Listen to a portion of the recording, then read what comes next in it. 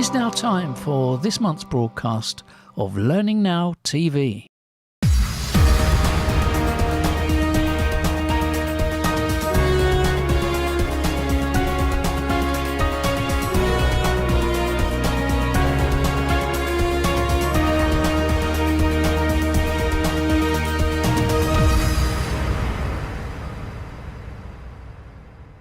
It's the 11th of June, and welcome to our first June programme. We've been working hard, and I think you're going to enjoy it. So, Kate, what have we got in store for us today? Well, we've been busy in lockdown. It's not stopping us. We have talked to the likes of Simon Gibson, who has had a long career in L&D, some great stuff in there. Dr. Hannah Gore shares some thoughts about learning design for the new normal. And Serena Gonzales talks to Nigel about her doctorate, among other things. Indeed, indeed. So, enjoy the show.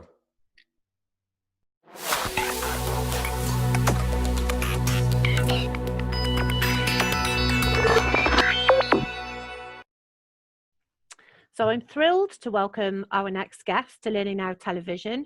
Dr. Hannah Gore has been in learning and development for around about 20 years. I know she doesn't look it. About 15 of them have been around online and blended. She's got a track record with the OU, setting up things like Future Learn, which have obviously gone on to be global successes, and recently set up a global business school and is now a learning experience consultant. Hannah, thank you for joining us today. Okay, thanks for inviting me. It's my absolute pleasure. Now, at the moment, you're talking to different companies about some of the things that they're doing against the backdrop of the COVID-19 situation, etc. But how do you what's your kind of take on it all? Because there's been this sort of initial drive to, everybody's got to work from home and we've got to set everything up. But you coined this great phrase when we were talking before around the new normal. So do you think we're in a bit of a transitionary phase at the moment of this pandemic? Yeah, so when the pandemic hit, when the lockdown happened, when everybody realised they had to work from home, there was the obvious knee-jerk reaction of, oh my goodness, what are we going to do? How are we going to get everything online? And there was a sudden upsurge of chucking things up online, and a lot of it is things like PowerPoint in SharePoint. That is not online learning, that's stuff online. They're two very different things. It's an insult to my craft otherwise. But so we had that knee-jerk reaction, and now we're realizing we're going to be in this situation for quite some time. This is not a sickness bug that passes in a week. We're looking at this for months, potentially years. And then we're going to have this new normal. We're not going to go back to January 2020. It no longer exists. So we could be working shifts. We could be working some days from home, some days in the office, to stagger people on public transport and in office buildings for quite some time until we're vaccinated or the virus dies out.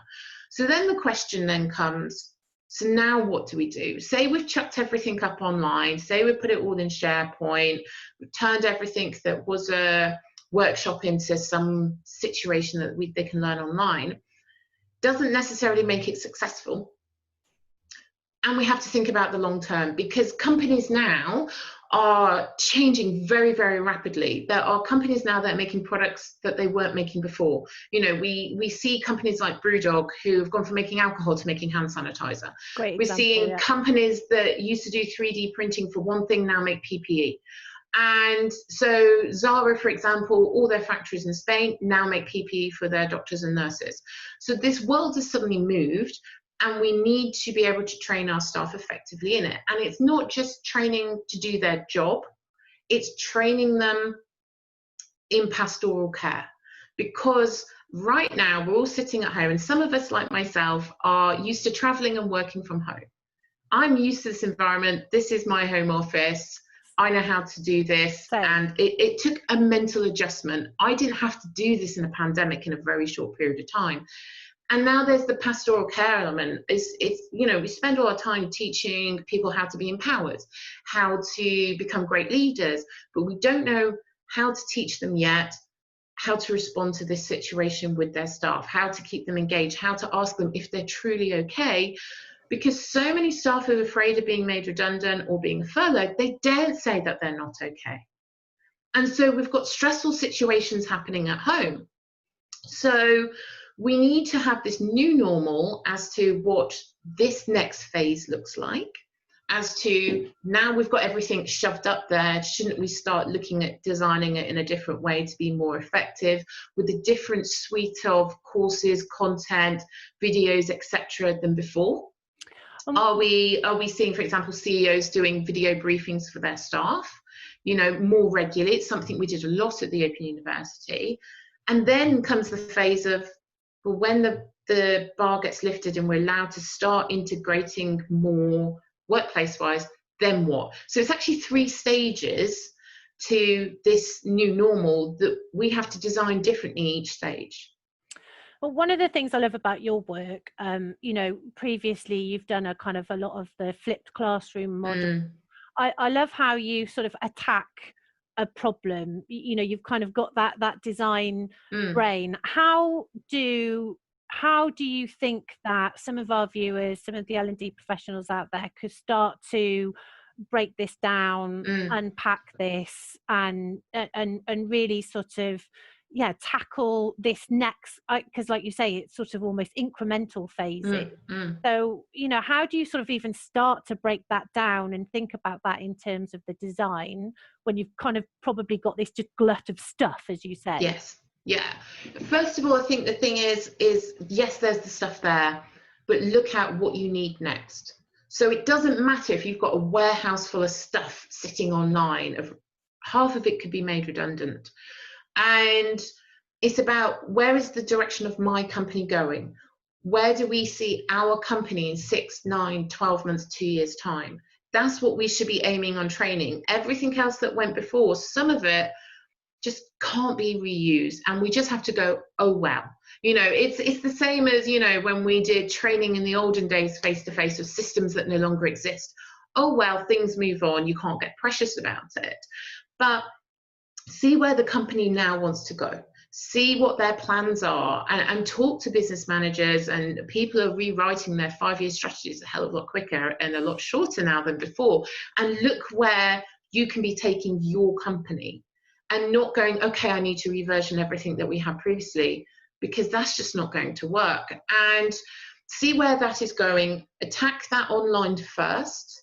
So how I need to develop an online piece of content now purely for online. How do I then develop it to become engaging with, say, practice-based learning sitting around it? So they're not just passively learning, you're not just giving a webinar, and you're just not shoving them a load of videos, that they actually have activities to do, that they're actually building something. Yeah, I always love that. Well, like with your salespeople in your previous role, can you give us some examples about how some of the activities that you got people to do even before they maybe looked at the online training, or certainly got to a classroom, like you say, you know, pre-COVID? Pre-days. Yes, the best example I always give is one about presentation skills. This is the one that I think everyone can visualize the most, because I think at some point all of us have sat in a room and had someone present to us about how to present, and it's normally a PowerPoint presentation with some words on it, usually bullet points and some clip art or a little bit of iStock photography, and that is standard. And you sit there and you doodle in your handout, and you're kind of listening but you're really not, and then you go back to your office, put it in the drawer, forget about it. But that, everyone, I think, pretty much in the world that's ever been in an office-based environment has gone through that kind of training. Me, many times. And it's utterly useless, because when the boss then comes along and says, I need you to go give a presentation, you're there going, oh, and you get out your PowerPoints and you look at your little doodles that you've made, and some of them are quite creative and some of them could do some work. And then you look at the notes and you think, I don't remember anything. And you cobble together a presentation, you present, and your boss is looking at you going, I thought you went on training. Like, I put you in a room for half a day to a day. Why aren't you cured? It doesn't work that way. There is no magic pill to learning. And so with Solera, all the courses were flipped classroom methodology. So we taught them online first by a course about the science of presenting, the art of building a storyboard, the art of a narrative through a presentation, the types of imagery that is used, the story, the actual physical story you're going to tell, how to record yourself and watch yourself back. So you can see the little ticks and movements. I gesticulate a lot. Anyone who goes to my presentations knows that for a fact. And I usually make a joke about it halfway through, at least at the beginning. And to understand how to do the science of it, and they build their presentation as they're doing the course. So they're actually starting to craft something instead of passively being told something. It's more active-based learning. They then present it to their boss, because their boss should know how they're presenting to a client. 100%. It's not good enough these days to go, I don't know why they didn't get that pitch. It's not good enough. It's not good enough. And it's frustrating for me as an L&D person that every single year is the only time they ever talk about personal development in your appraisal, because there's a section of it in your appraisal and it's always right down at the bottom. And they're going, okay, we want you to achieve all these things. By the way, what are you going to do about developing yourself? And there's what, 1, 2, maybe 3 bullet points you're allowed to fill in.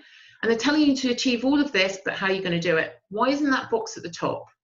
How do we develop you so you can do all these objectives? Why are we always an afterthought? So do you think that there's, and this is something that we've been talking to people quite a lot about on Learning Now TV, do you think then that there is an opportunity for learning and development now as a function, as a profession, to stand up and say, Yes. look, we can help you with the business pivot that we are going through. We can help, you know, not just survive, but maybe even thrive in whatever. Absolutely. Is. Absolutely, because I've always said it, that good L&D can make a company and bad L&D can break a company.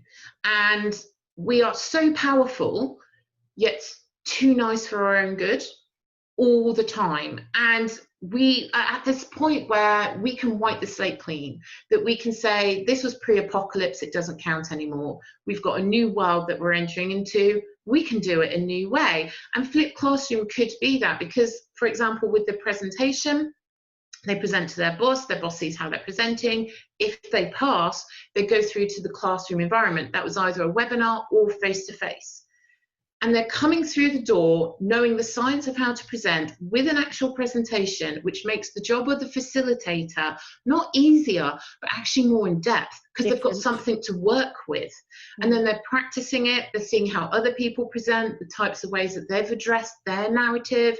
But, you know, if you're in a classroom with 20 people, you're seeing 20 different ways to give a presentation. What's the kind of the one piece of advice you might give to people now that maybe the dust has settled and they are looking ahead to this new normal? Yeah, I would say start talking to all the managers, various different levels inside the company, as to finding out what are now their new goals, what is their strategy, how are they going to be engineering their teams for the future, and then working out how to pitch yourself in that experience. Because we can't be the nice to have, oh yes, maybe we should actually train someone. We should be more active, more responsive, and going, okay, this is how I can help you. I can see now that this is happening. We're doing this strategy. We're expanding this project. We're trying to put in shift patterns. I understand you've got some problems within your team as regard to stress levels. This is how I can help. And we should be there more as a result, and not waiting to be asked, because if we wait to ask, we will not be successful. It'll be too late. Dr. Hannah Gore, thank you very much for joining us today. Thank you, Kate.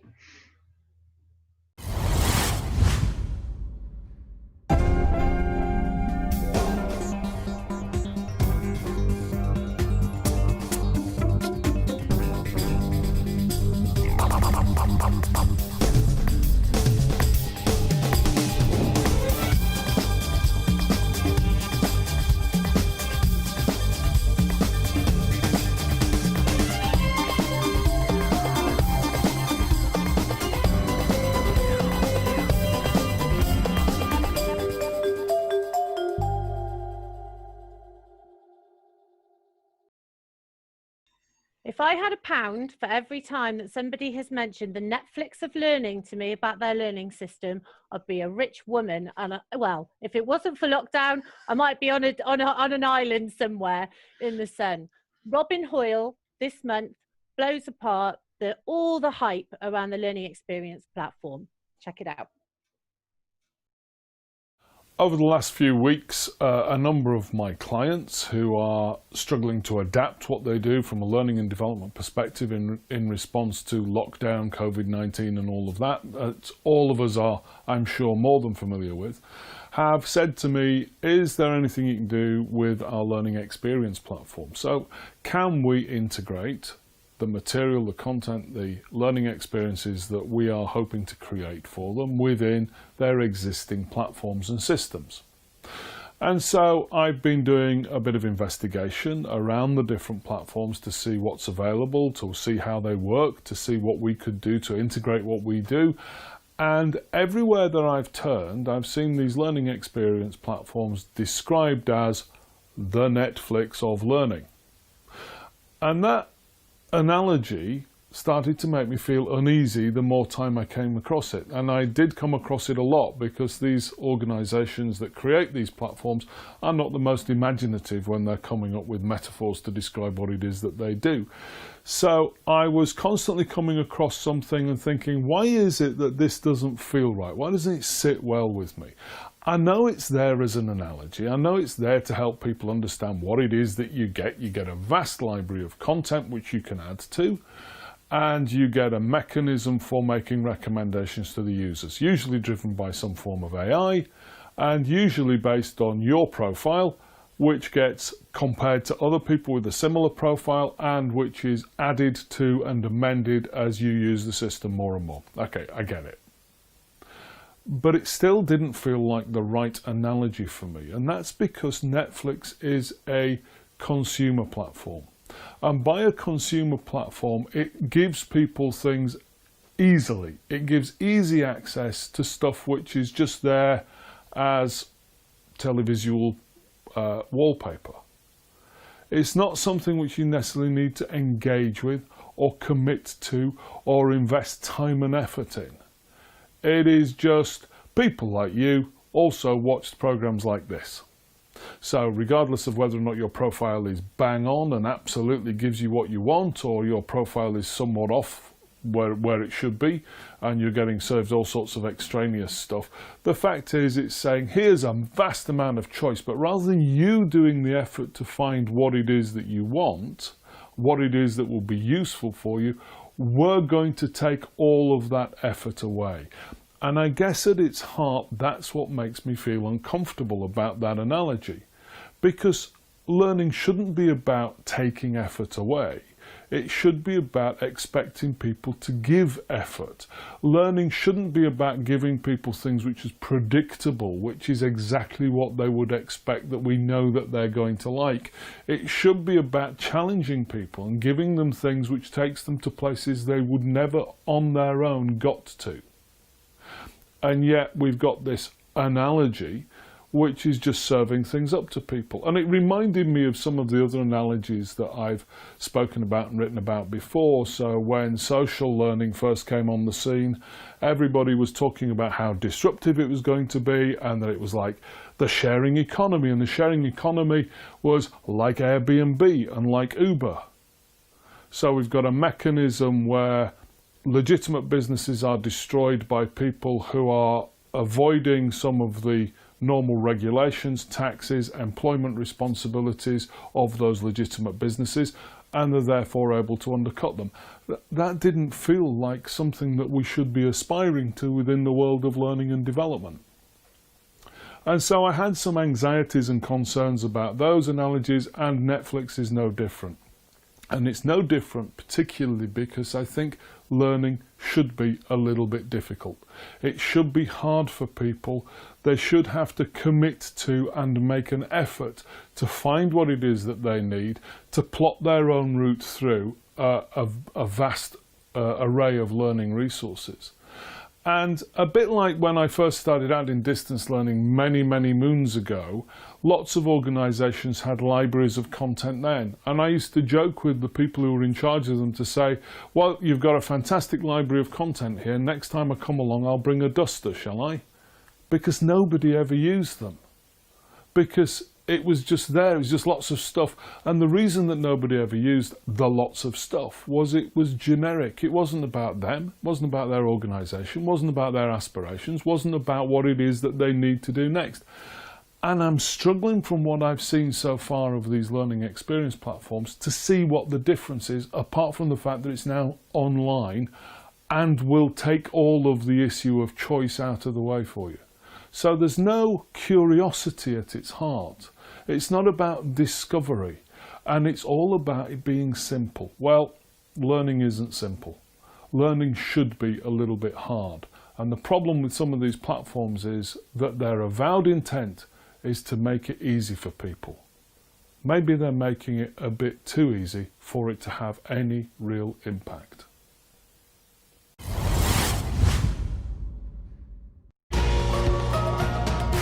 DPG's online courses are designed to fit around your life, so you can study anytime, anywhere. Get in touch now for more info.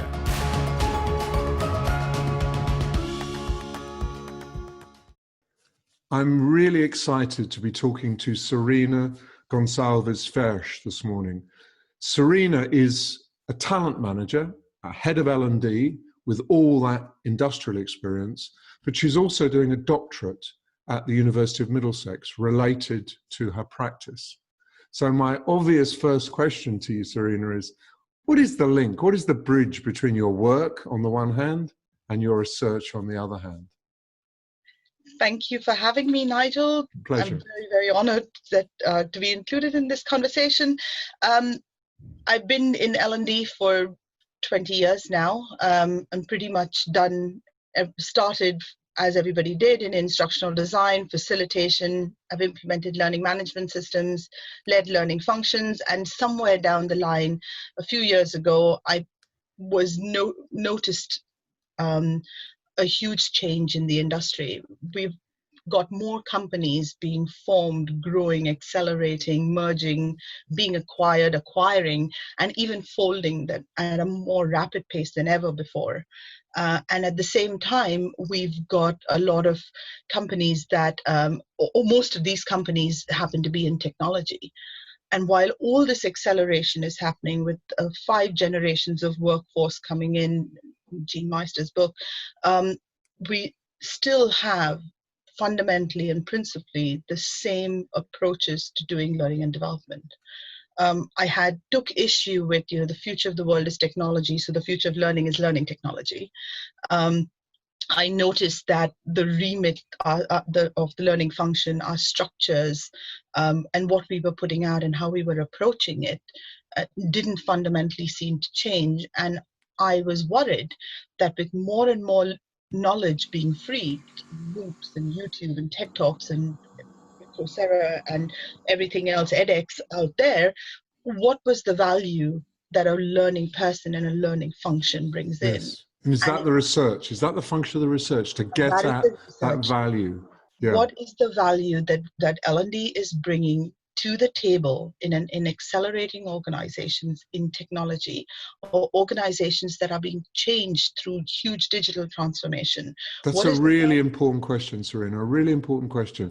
So, and has coronavirus and the pandemic and the different ways of working reinforced your ideas, or has it changed and challenged your ideas?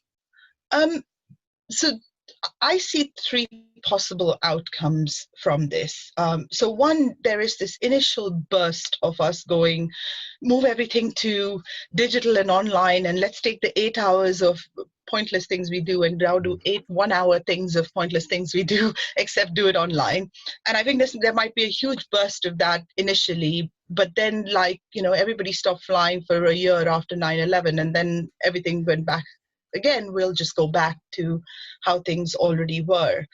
I think there's a huge impact on this year will be a year of, maybe even if it's not as far as recession, though it might already be starting, the bottom lines are going to be affected of companies, and they will have to look at what's non-essential. And we really have to think about whether L&D is going to be seen as non-essential, at least in the short term. And we're seeing it. We're seeing as well. We're seeing some companies really getting behind L&D and saying you're part of the solution and part of the future.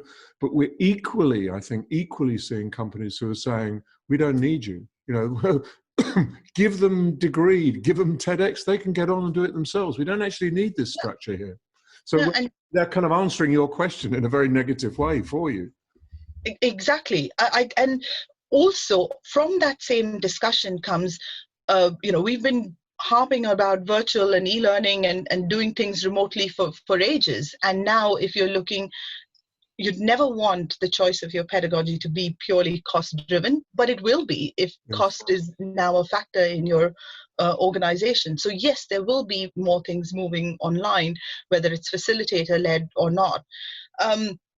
There is the third aspect, which I don't want to lose, which is when you ask people what are the things they're going to do when lockdown ends, and some people are doing it even before lockdown has ended, and they say, I want to go on a holiday, I want to go to a restaurant with friends, and I want to go and hug people that I've missed. And if you extrapolate the same thing to organizations, it's like, I want to travel to that office, I want to put my hand out and shake the hand of this person that I've only built a relationship with virtually, and I want to do things in groups, the restaurant or the classroom, or so there is that aspect where people will be hungry for human contact again, and we need to think about how we will balance the cost challenges with the best way to deliver learning that adds business value, because if it's not adding business value, it'll have to go in a non-essential world.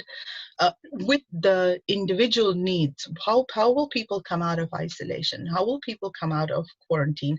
Some might like it there. It's my husband, who's an introvert, calls it paradise, because now nobody's even asking him to go into the office. But there are people who it'll be different. For some, it'll be almost a Stockholm syndrome. For some people, it will be they're chomping at the bit. So I think human behavior over the next few months is important for us to take a look at. I agree. So give me some tips from your research, from your experience, from your observations.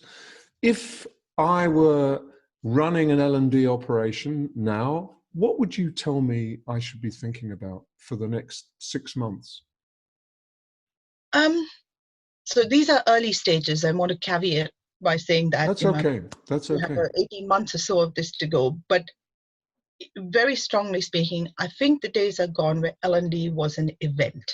Yeah. It sat separately. It had its LMS, it had its platform, it had its trainers, and it sat separately from the daily workings of people. And Burson has said that, but there years before, from Senge's time, they're talking about learning in the flow of work and learning in a disruptive world and learning as part, but it never actually truly happened.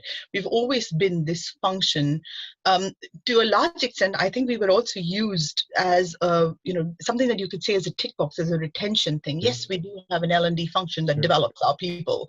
I think that's one huge element, that it will stop being not an event, right? Number one. Number two. The second thing is, I think if you're not relating it to the bottom line value of the business, if your metrics are still happy internal, people like it. 60% of people accessed it. It's what is the impact on the organization? Yeah. If your metrics are still happy sheets and bottoms on seats, and hours on this thing, that's actually a failure. It's not a success. Because the businesses will start thinking more about the opportunity cost of people going away from their clients and their day jobs. So everything has to be business performance, business values, business objectives and outcomes. And if learning is not measured against that, and then of course you bring in the element of performance, both business and individual, then it won't have a business case to exist anymore. So that's Number three, give me a third one. The distance from need and application. So that it ties in a little bit to what I was saying, and my wonderful thesis advisor calls it the two faces of Janus metaphor. Yes. There's the L&D for your innovation and your creativity, something you need to take, go away, spend time on critical reflection to absorb and to progress. But there's learning that's needed for your business as usual. And that would include things like, if you're in technology, the certifications you need In in compliance areas. compliance and all of that stuff. But it also is, I need to perform a task. I need a reminder on how to do it. Right now, if you ask somebody how do they get that, they're going to tell you Google or the guy sitting next to them. I don't think anybody says the LMS. I don't know something, I go to the LMS. And I think that's another thing that's going to change. We have to be seen reducing time to competency, influencing business as usual as quickly as possible, helping people do their jobs better and therefore perform better. So it comes back again to, performance consulting. But I think that's my... Three really good tips. And what you're also saying, which is incredibly important, is that this isn't a one-shot game. There isn't one solution. There's not one mode. There's not one thing you're doing. You're doing a whole bunch of things, but very firmly with the needs of the organization, the needs of the business in mind, and with impact as your only criteria for success. I think that's fantastically helpful, and good luck with the research, Serena. I really hope it's going to be a wonderful doctorate that we will all learn more about as you get closer to drawing some firm conclusions. Good luck with everything. Good luck with the role. And it's been a real pleasure talking to you. Serena Gonzales Fish, thank you so much. Thank you. Thanks, Nigel.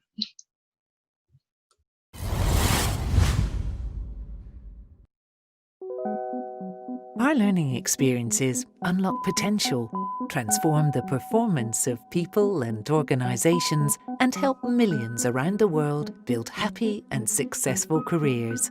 We change lives with evidence-based learning that works, sparking real change for real impact.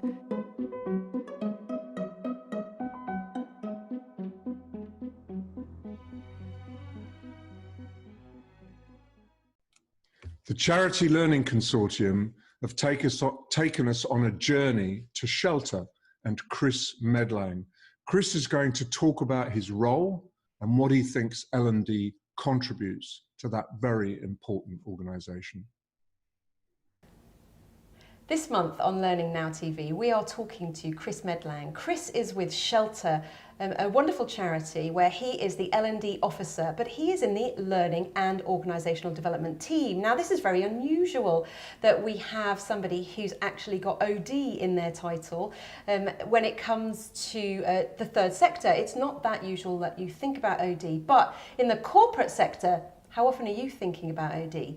There's a real crossover where actually they're not the same, they are different, and perhaps Chris can help us out with a bit of a definition of what OD is.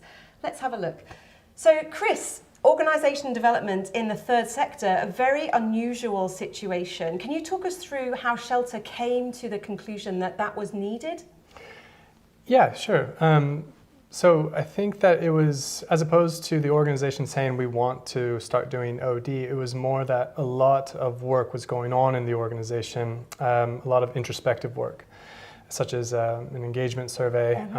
We've done culture web sort of focus groups to look at what sort of culture we have. And just, we have a new strategy. So there was all this sort of new work that was going on, a lot of introspection about understanding what we do. And the L&D team, or formerly L&D, now L&OD team, basically have carved out a role in supporting all this ambitious change that's happening in the organization, which has been about the way we lead, the way we conduct performance management, the way we interact across directorates and things like that. So it's been a shift from the sort of traditional transactional learning intervention, curating e-learning courses, checking compliance, to facilitating conversations, running forums, linking people that had not been linked, that should be linked in order to improve and enable one another. So it was more about seeing an opportunity and seizing it that the L&OD team have done, our business partners who are embedded in the organization, and the head of L&OD who wanted to basically raise our profile because we have a lot more to offer than that transactional sort of work. Okay, so in a definition of organisational development for Shelter is about moving away from transactional.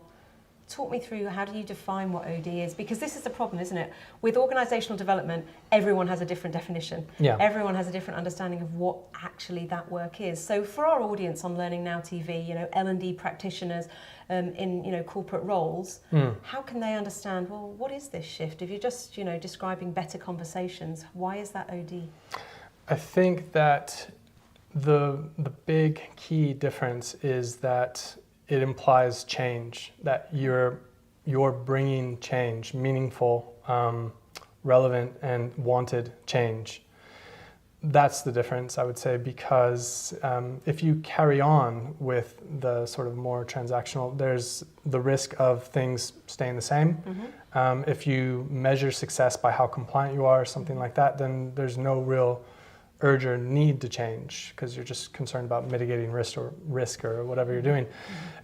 So I would say that is the key difference, is that an organization is like an organism. The context within which it works, so for us that would be the housing crisis, is changing. Legislation changes. The nature of the struggle that our clients go through changes. So we therefore have to change constantly. And that's what OD does, is it enables an organization to change and to do it in a deliberate way, and do it in a way where you kind of leverage whatever's available, whatever opportunities are available, whatever that's a novel offer that you're able to put out, or whether that's funding, contracts you're able to achieve. For us, that's quite important. So it's putting us in a position to not react to change, but to sort of capitalize on them. So there's a real acknowledgement that something's shifting every day in the wider work, and how you are prepared to move that forward. So one thing that I'm aware that you have done at Shelter, which is quite unusual for the third sector, is marry together your volunteer network with your staff network with regards to L&D. Now, often in third sectors, those two things are quite separate, and certainly my own experience in Girl Guiding, we have to, you know, staff learning is not the same as volunteer learning. And I've long admired the way that you've done that sort of married those things together. What I'm hearing from you today with regards to the OD piece is that was just a natural part of a progression. When you look at change, when you look at preparedness and readiness for the future, those workforces bringing them together. From our corporate viewers, I'm wondering if we can have a little bit more from you around how do you get around those silos? Because that's one of the biggest problems in a corporate world, isn't it? That you know, you work in HR and you never speak to finance, you never speak to operations, and you're all doing your separate things. You may even have different learning pathways. How do you bring those things together, and how does OD help you to do that? This is an ongoing piece of work that we're currently invested in, and we're doing a lot of work around about breaking down these silos. I think one thing that I've seen has been key is that it can't be sort of dictated from a certain team, a central team, especially like in Shelter, where the L&OD team potentially to some people is seen as that's a head office thing, that's a central services thing, and they're just telling us something, and it doesn't really resonate, and it doesn't really have any energy or momentum to carry it forward. So co-production of whatever the new ways of working, whatever the interventions are, all of the people that we're trying to support, all of our clients who are our colleagues, they are the experts in what they do, what they can deliver, and also what they need. And that's the same with relationships. So we're two things at Shelter. Publicly, I guess you could describe us as we provide services, so helping individuals who are struggling with bad housing or homelessness. And then we're a campaign organization. And these are our two sort of main areas of effort in fighting in the housing crisis. these two groups have so much to gain from one another in terms of just knowledge and expertise and sort of learning to be shared. And so for us, it's to recognize where that knowledge exists and make the connection with where it can have the most impact and enable another part. Mm-hmm. I'm sorry, did I answer your question? Because no, you totally did. What I'm hearing there is that you've got this sense of you as the facilitators for those great conversations that you talked about earlier, where you've got knowledge in one space and knowledge in another space. And OD, looking at your organisation through the OD lens means that you're seeing, you know, if I do some good work over here, how will I explode something over there? But no, let's bring those things together. Let's make sure that the whole organisation develops, not necessarily just one silo or one manager who wants to develop their team. It's just a little bit more connected. Absolutely. And the dream is that it becomes, and it is increasingly, but that it becomes regular. Because we're probably still in the middle of that transition where it's a novelty when it happens, and people are very proud, as they should be, that look at this co-production, look at this collaboration we've done, and we do want to shout about it. The next step is that it's embedded so that it's normal and it's expected, and it doesn't really need us anymore. What a great place to be when you've so embedded that mindset, and OD I think is a mindset in amongst everybody that you're out of a job. Well, I hope for you it's not too soon, but at some point it will happen. So we've heard today from Chris about how OD has really supported Shelter, and I think that if you consider an organisational development mindset in your organisation, perhaps it can help you as well. Until next time on Learning Now TV, thanks very much.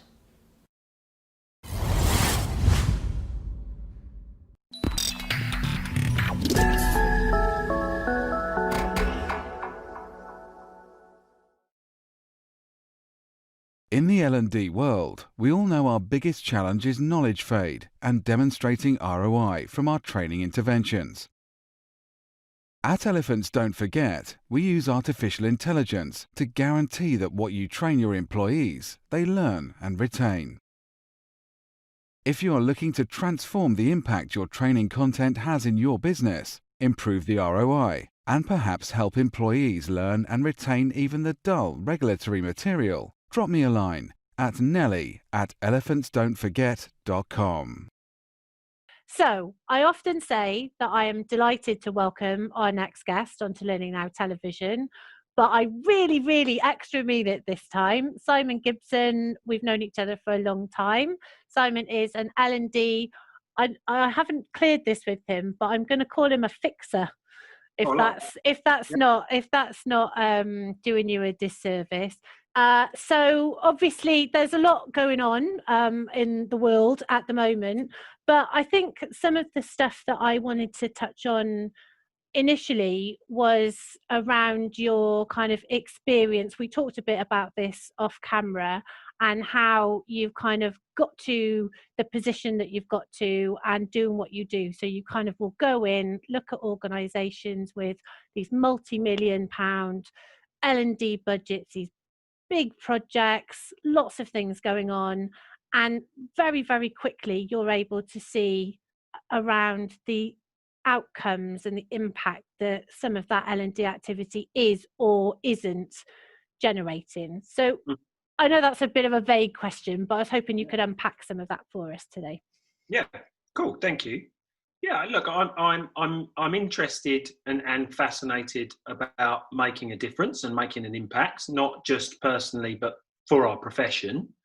And you know, commercially, I think we have to, when I say we, I mean our profession, has to be strong to stand behind the impact that we're having, and not just output for output's sake, but more about outcomes, right? So I've always found a way to go and prod and poke around an organisation, so to speak, to find the people, to find the things or the problems that they feel need addressing, or they think they need addressing, or as a view, I've gone, I think this is a problem. Let's go have a look at this, and started to prod and poke. At no point do I start talking about what we can do, what I'm going to do to fix that, to address that. It's more about finding those issues first off if that makes sense. And you know, I know that you do a lot of this. You just go in somewhere and you have a lot of conversations and you find senior stakeholders. And we talked about sort of breaking out of the L&D bubble. So, you know, you go in somewhere and kind of look at the L&D layout, but then I'm aware that you'll kind of go and buy the head of IT a coffee and things. How do you sort of get those conversations moving and quite quickly a lot of the time? Yeah, so what we talked about off camera obviously was that L&D bubble around. Well, it's quite easy to say this is our L&D budget, this is the amount of people, this is what we're spending it on, and I suppose a bit of experience, a bit of insight, a bit of external insight will say, well, how does that compare, right? You can do a quick compare and contrast first off.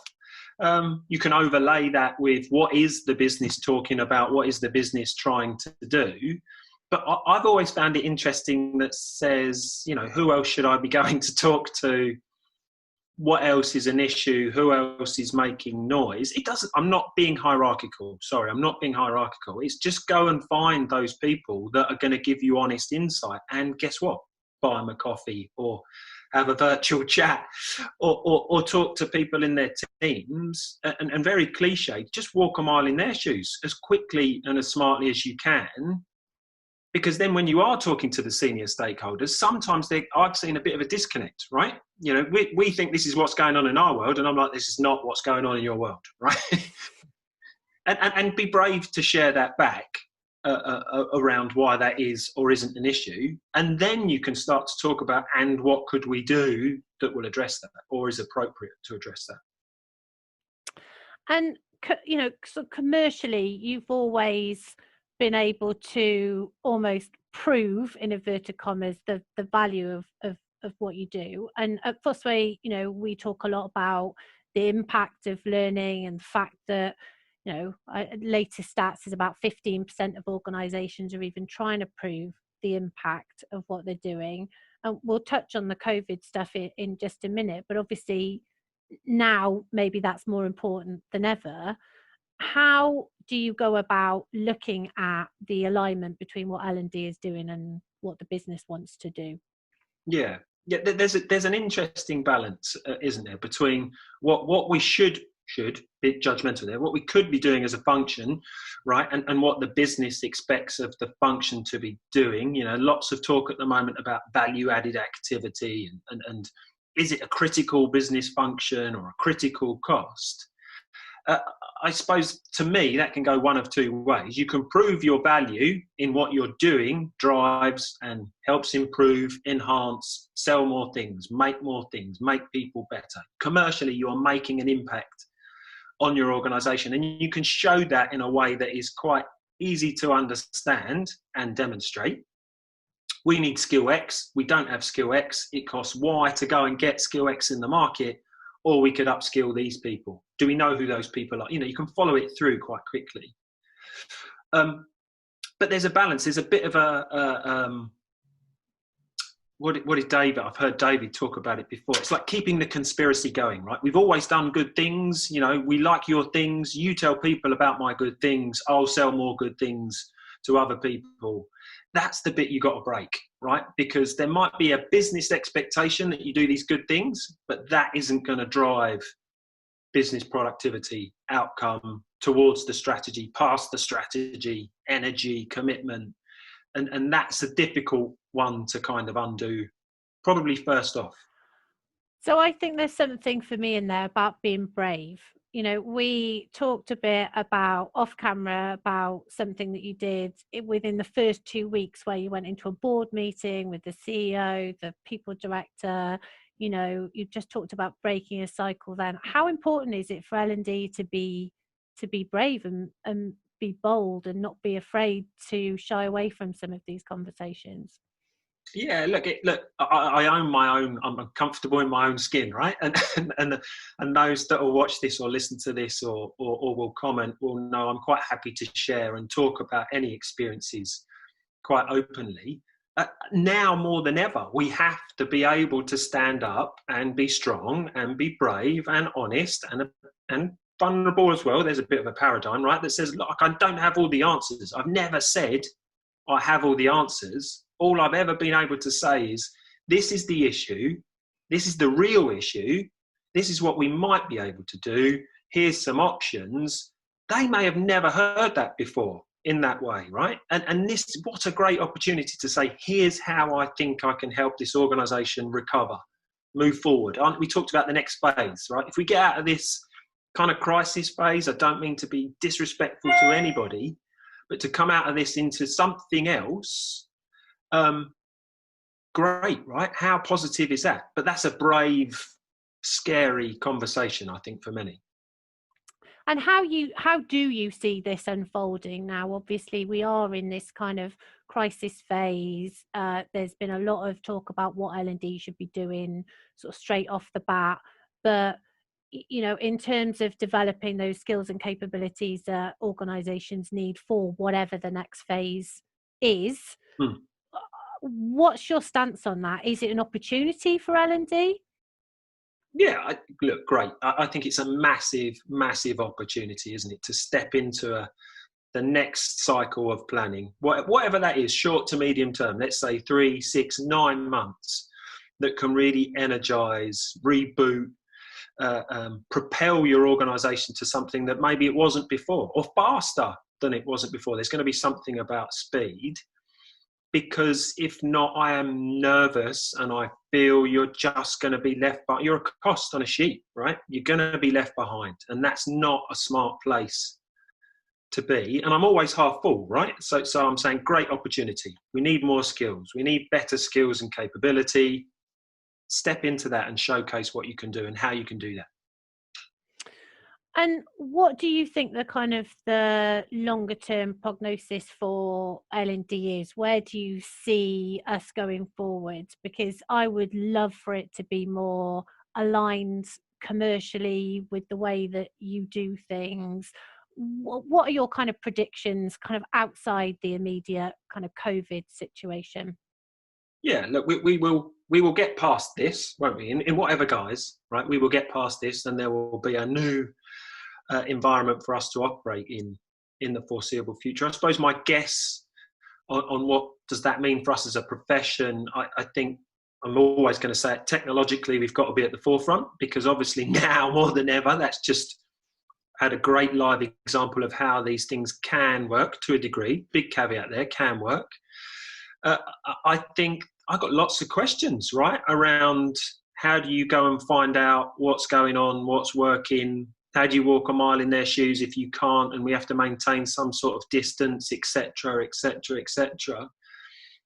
We have to be a function, and can be a function, that can drive transformation and change. And you know, sadly, because of some of the outcomes, that's sad for the impact on death and what that's meant for families and people, etc. As a profession, what a great opportunity to really help energize, reskill, motivate, engage, utilize all these people that can and continue to work for those companies. I love this kind of analogy of you poking and prodding. And, you know, Simon, thank you just so much for sharing with us today. Great. Thank you. Thank you for the time. Do your meetings and events leave you feeling inspired and energized? They should do. Too often, though, they are dominated by one person, they're frustrating, you wonder why you're there. Discover liberating structures. These are more than 33 different methods that involve everybody and are focused on the end result.